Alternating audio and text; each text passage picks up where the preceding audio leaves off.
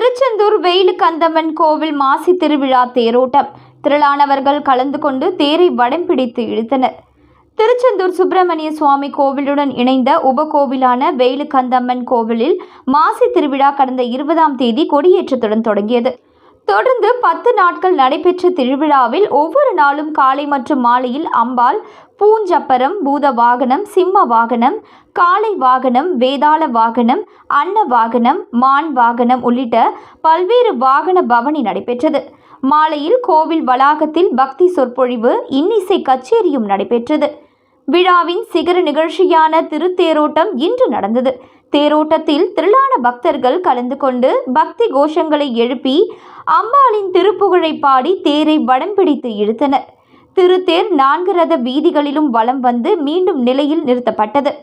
மேலும் தேர் முன்பு திருச்செந்தூர் கோவில் யானை தெய்வானை முன்பு வர தேர் இழுத்து வரப்பட்டது. 3 மாத காலத்திற்கு பிறகு யானை தேரோட்டும் நிகழ்ச்சியில் கலந்து கொண்டது குறிப்பிடத்தக்கது. திருவிழா ஏற்பாடுகளை கோவில் தக்கார் அருள்முருகன், கோவில் இணை ஆணையர் ஞானசேகரன் மற்றும் கோவில் பணியாளர்கள் செய்திருந்தனர்.